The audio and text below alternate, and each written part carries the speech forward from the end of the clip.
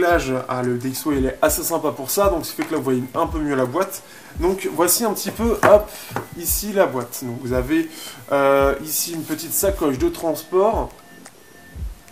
Ici, hop, on va l'ouvrir et découvrir un petit peu ce qu'il y a dedans.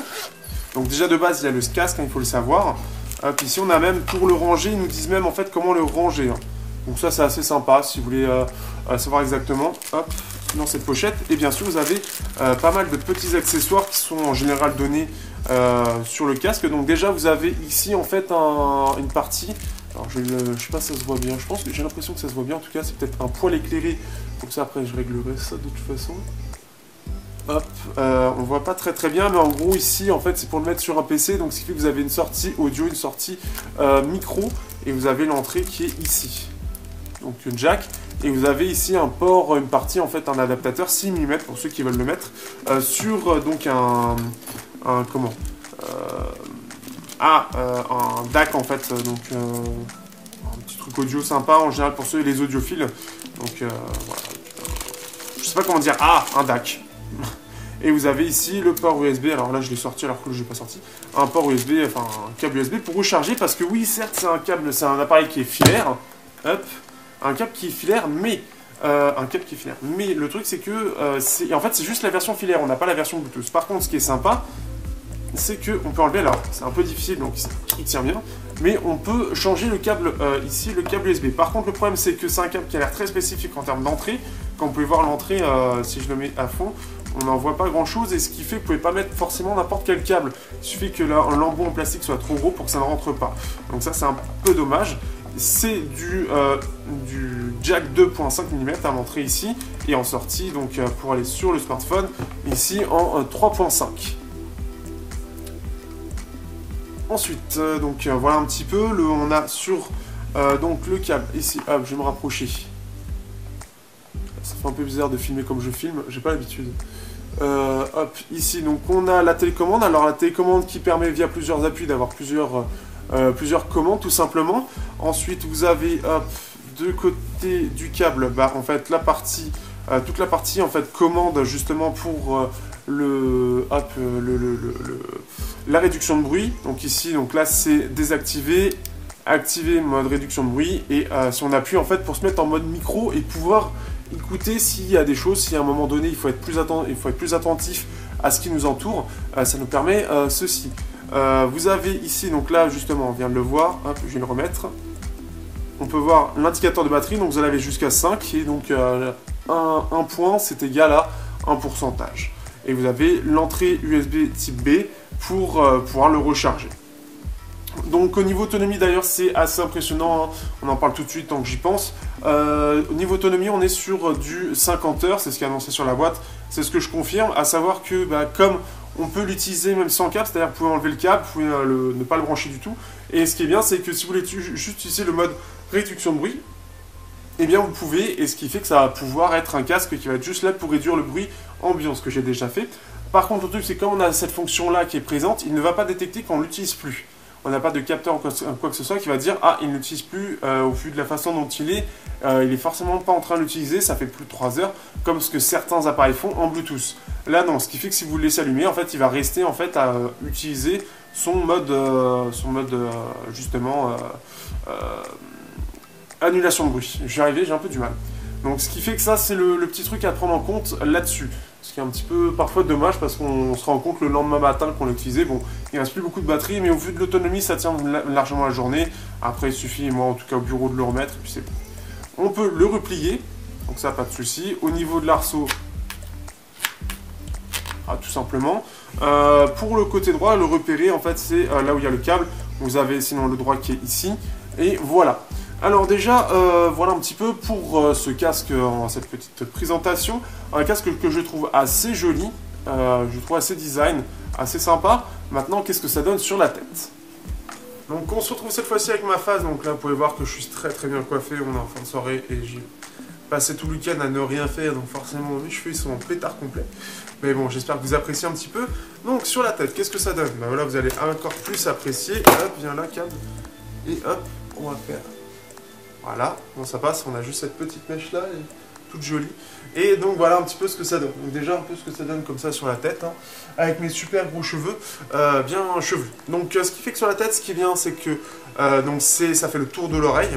Alors ça fait un peu bizarre parce qu'on a vraiment l'impression, donc c'est comme ça en termes de design, donc on a vraiment ces bords là en fait qu'on a sur le côté, qu'on ressent juste au bord de l'oreille des deux côtés. Parce que c'est pas en rond en fait comme beaucoup de casques, c'est vraiment comme ceci. Donc c'est très particulier, mais ça prend bien tout le tour de l'oreille. Le confort est là, on a bien une réduction de bruit déjà de base. Là en plus je l'ai activé, donc ce qui fait que ça réduit pas mal, hein. C'est-à-dire que tous les sons un petit peu basseux vont déjà disparaître. C'est beaucoup plus agréable lorsque vous êtes dans le métro, dans le train, dans la circulation de Paris tout simplement par exemple, dans les grandes villes. Ce qui fait qu'on y gagne beaucoup, donc là déjà c'est une bonne chose. Donc ça pour la réduction de bruit c'est quand même assez bien intégré. Ce qui est bien c'est qu'on a 50 heures et surtout on l'a sur une version qui est filaire. Alors, certes, la version Bluetooth, là aussi, sauf que la version Bluetooth, c'est 100 € de plus. Donc, ce qui est bien, c'est pour ceux qui ne sont pas intéressés par le Bluetooth, eh bien, vous avez ce truc-là, ce petit câble-là, qui résiste encore face à l'envahisseur USB Type-C et surtout Lightning. Merci Apple, c'est très gentil de votre part. Mais moi, je suis toujours... le jack, c'est toujours, ça n'a pas été remplacé ou quoi que ce soit, ça a été juste supprimé par beaucoup de constructeurs. Voilà, au passage. Hein. Moi, je suis pour le jack. Merci Meizu de montrer la voie. Au passage, c'est gratuit, ça fait pas de mal et ça permet de montrer un peu que la jack a encore de l'avenir devant elle, tout simplement. Au-delà de ça, au niveau du son, par contre, c'est un petit peu moins glorieux. J'étais assez content les premiers jours, mais il faut avouer que si je compare avec mes cassettes ZST ZS5 ou si je compare avec le Superlux HD 680 Evo, en termes de son, le problème qu'il y a, c'est que de base, donc avec... Hop, si je remets hop, comme ça, bon, je n'ai pas de musique, mais c'est pour moi. Si je mets en mode normal, en fait, le problème, c'est que le son va être assez plat. Et c'est, je trouve, le problème. Si même je compare avec l'autre Sennheiser, le Urbanit XL, qui lui, par contre, très basseux, c'est le problème. C'est que, en fait, on se retrouve avec un Urbanit XL qui, lui, est très basseux. Celui-là est tout le contraire. Et limite, j'aurais préféré qu'il soit basseux de base. Parce que ça permet, tout simplement, avec tout ce qu'on a aujourd'hui en termes de son, c'est quand même plus sympa. Ici, on a un son qui est assez plat, qui manque de couleur, tout simplement. C'est comme ça que je pourrais le dire. Qui manque de profondeur. En fait, les basses sont assez absentes. Pour d'ailleurs, en fait, au final, avoir quelque chose d'un peu mieux en termes de basse et quelque chose d'un peu plus sympa, il faut activer la réduction de bruit. La réduction de bruit, en fait, quel est le principe? C'est quand même via 4 micros, d'aller chercher les sons aux alentours et de répéter la même chose dans le casque. Comme ça permet tout simplement d'annuler le bruit, du moins le réduire. C'est la réduction de bruit tout simplement active. Et là, le truc, c'est que, en fait, en même temps, en général, dans la rue, c'est beaucoup des sons basseux qu'on retrouve, donc ce qui fait que c'est surtout des basses qui vont être relevées en général. Et ce qui permet à la musique d'avoir ce côté un peu plus coloré, avec des basses qui reviennent un petit peu, et ce qu'il faudrait qu'on ait un son qui est un peu plus sympathique. Après, ça reste assez bien. Dans les voix, je trouve ça un peu creux. C'est assez étrange, mais je trouve ça un peu creux.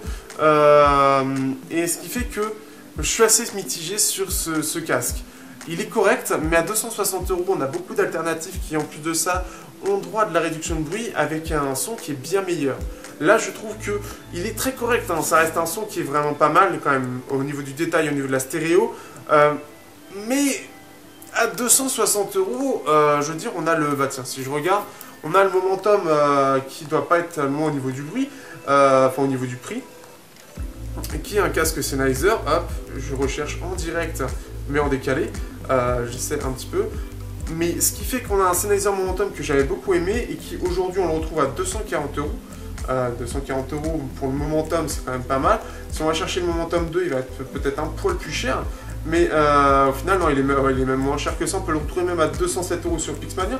Mais le Momentum 2 est un excellent casque. Alors certes, il n'a pas la réduction de bruit. La réduction de bruit, il faut quand même pas oublier que ça a un coût. Ce qui fait que là, c'est ce qu'il y a.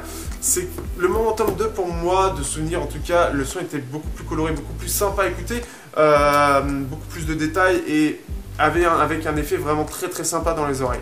Qu'on n'a pas ici. Il manque quelque chose ici. Il manque... c'est trop plat en fait, c'est même pas neutre en fait, c'est juste plat. Là où le Momentum avait quelque chose, c'est-à-dire que dans le son on avait quelque chose de coloré, de profond, quelque chose qui ressortait, on avait limite envie de danser. Alors que ça c'est plat en fait, donc on écoute la musique mais ça va pas nous donner envie de danser. C'est ça la grande différence. Donc là, c'est là où j'ai un peu de mal avec ce casque, c'est que c'est trop plat. Alors pour ceux qui aiment bien quelque chose de neutre, de plat, qui soit plus analytique que quelque chose qui va être faire plaisir au niveau du fréquence, vous allez bien aimer. Par contre, pour le reste, ça va être plus compliqué. Donc au niveau du casque, je reste...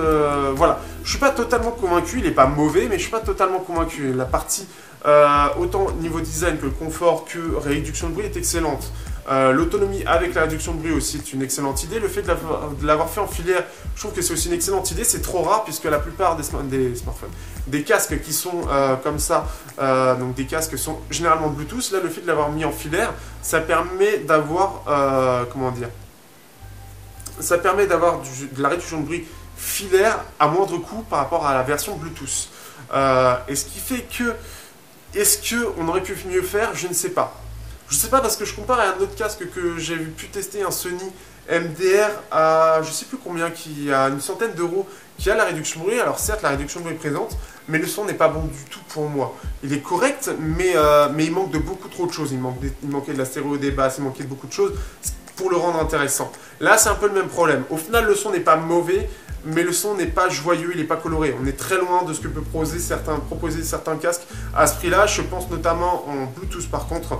Je pense au Plantronics Backbeat Pro qui a de la réduction de bruit. Alors par contre la réduction de bruit a tendance à pas mal casser les fréquences, là où ça permet d'être un peu plus basseux. En fait c'est ça. C'est-à-dire que par exemple le Backbeat Pro, quand on passait en mode réduction de bruit, beaucoup de fréquences avaient tendance à être cassées pour que la réduction de bruit fasse effet. Alors que là, au contraire, en fait, la plupart des fréquences vont être remontées pour avoir quelque chose qui est un peu plus coloré, qui va un peu plus masquer le bruit, en plus de la réduction de bruit.